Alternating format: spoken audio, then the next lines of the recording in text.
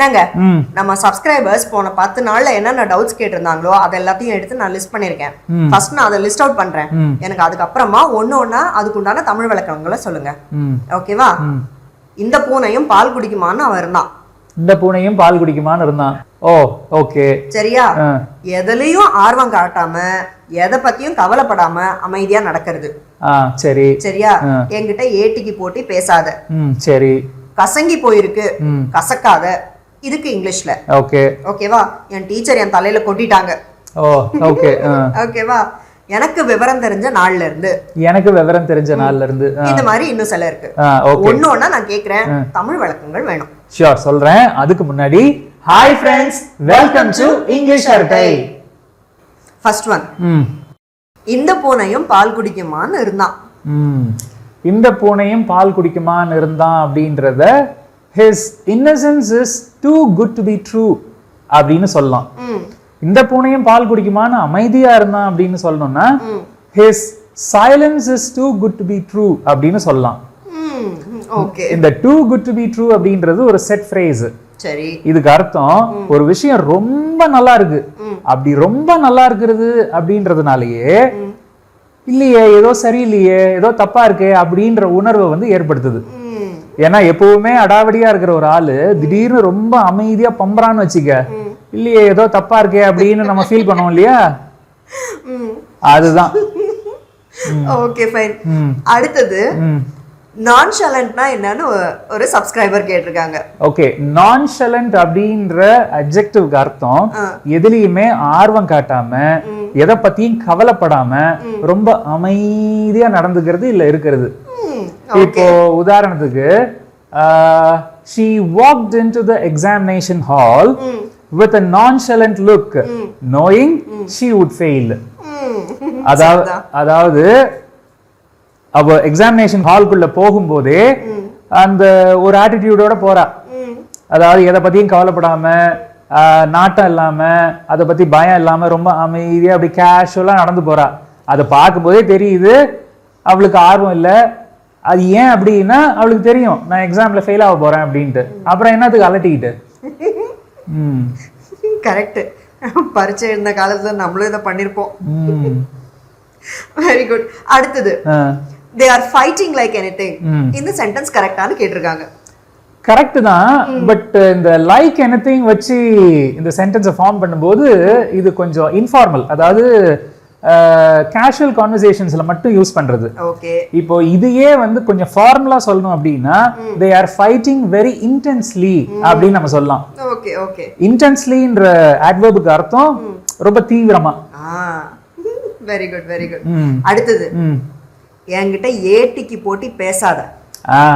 அதாவது ஏட்டிக்கு போட்டி பேசுறது அப்படின்னா கூட கூட பேசுறது. சோ இப்போ ஏட்டிக்கு போட்டி பேசாத அப்படின்றத இங்கிலீஷ்ல சொல்லணும்னா டோன்ட் டாக் ஓவர் மீ. என்கிட்ட ஏட்டிக்கு போட்டி பேசாத. அந்த பாட்டு தான் எனக்கு ஞாபகம் வருது. என்ன பாட்டு? ஏட்டிக்கு போட்டி பேசாதேடி பட்டு. ஓ, எதிர்நீச்சல் படத்துல. ஓகே ஓகே ஓகேவா. அடுத்தது பெட் ஸ்ப்ரெட் கசங்கி போயிருக்கு, இல்லனா பெட் ஸ்ப்ரெட்ட கசக்காத. பெட் ஸ்ப்ரெட் கசங்கி போயிருக்கு அப்படின்றது the bedspread is wrinkled அப்படின்னு சொல்லலாம். சரி, ஏன்னா அந்த சுருக்கம், சரி, ஒரு கசங்கிறதுனால ஏற்படுற அந்த சுருக்கம் கசங்கி போயிருக்கிறது. சரி, அப்போ வந்து கசக்காதனா கசக்காத அப்படின்னு ஒரு வேர்பை வச்சு சொல்லணும் அப்படின்னா don't crumple the bedspread அப்படின்னு நம்ம சொல்லலாம். ஏன் அந்த இடத்துல wrinkle யூஸ் பண்ண கூடாதா? இல்ல, wrinkle வந்து பொதுவா நவுன் ஃபார்ம்ஸ்ல தான் யூஸ் பண்ணுவாங்க. அத வேர்பா யூஸ் பண்ணும்போது அதுக்கு மீனிங் வந்து இந்த அர்த்தத்துல வராது. சோ அதனால வந்து crumple அப்படின்னு சொல்லும்போது அதுக்கு இணையான ஒரு வேர்ப் ஆயிடுது. Very good very good. அடுத்தது டீச்சர் என் தலையில கொட்டிட்டாங்க. டீச்சர் தலையில கொட்டிட்டாங்க அப்படின்றத ராப்ன்ற வேர்டை வச்சு யூஸ் பண்ணலாம். எப்படி? The teacher gave a sharp rap on my head with her knuckles.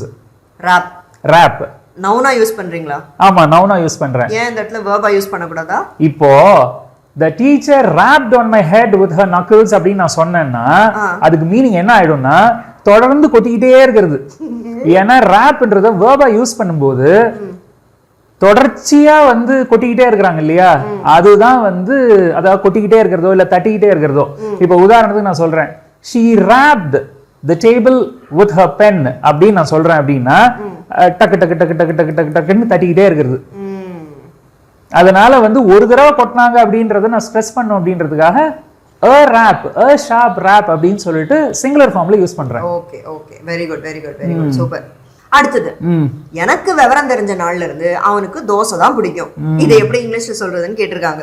Okay, இத நான் என்னோட ஸ்டைல்ல சொல்லுவேன். எப்படி சொல்லுவேன் அப்படின்னா, from the day I got to know him, he has liked only dosa. இப்படிதான் நான் சொல்லுவேன். சரி, ஓகே. இப்போ இந்த இடத்துல வந்து to my knowledge he has liked only dosas அப்படின்னு சொல்லக்கூடாதா? சொல்லலாம், பட் இந்த டு மை நாலேஜ் அப்படின்ற எக்ஸ்பிரஷனை வச்சு சென்டென்ஸ் ஆரம்பிக்கும் போது மீனிங் கொஞ்சம் மாறிடுது. என்ன, எப்படி மாறுது? எப்படி மாறுதுன்னா, to my knowledge he has liked only dosa அப்படின்னு நான் சொன்னேன்னா இந்த இடத்துல ஃபோக்கஸ் வந்து என்னுடைய கரண்ட் நாலேஜுக்கு போயிடுது. அதாவது எனக்கு தெரிஞ்ச வரைக்கும் அவனுக்கு தோசை தான் பிடிக்கும், எனக்கு தெரியாம வேற எதுனா பிடிக்கலாம் அப்படின்னு என்னுடைய நாலேஜ் எந்த அளவுக்கு இருக்கு அப்படின்றது தான் சென்டென்ஸ் ஃபோக்கஸ் பண்ணுது. You mean limited? Limited knowledge, இதுல தான் வந்து ஃபோக்கஸ் இருக்கு. இதுவே from the day I got to know him அப்படின்னு நான் சொல்லும்போது ஃபோக்கஸ் வந்து how long, duration, அந்த பீரியடுக்கு வந்து ஃபோக்கஸ் போயிடுது. சோ ரெண்டு சென்டென்ஸுமே correct. Very good very good, correct. சரியா?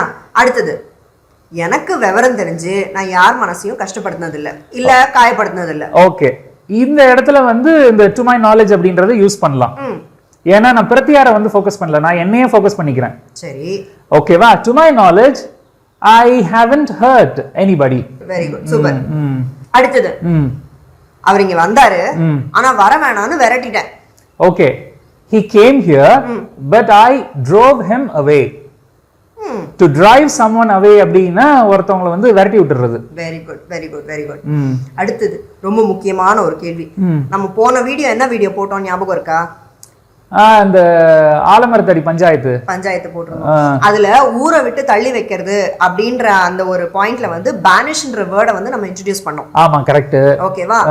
இப்போ சப்ஸ்கிரைபர்ஸ் என்ன கேட்டிருக்காங்கன்னா, ஏன் மேம் பேனிஷ் அப்படின்ற வேர்டுக்கு பதிலா எக்ஸ்கம்யூனிகேட் யூஸ் பண்ண கூடாதா அப்படின்னு கேட்டிருக்காங்க. எக்ஸ்கம்யூனிகேட் அப்படின்றது அது ஒரு ரிலீஜியஸ் வேர்ட். அது எக்ஸ்கம்யூனிகேட் அப்படின்னா, இப்போ திருச்சபை சர்ச் இருக்கு இல்லையா, இப்போ சர்ச்சினுடைய சட்ட திட்டங்களுக்கு விதிமுறைகளுக்கு உட்பட்டு நடக்காத நபர்களை வந்து சர்ச் வந்து சபை நீக்கம் பண்ணுவாங்க.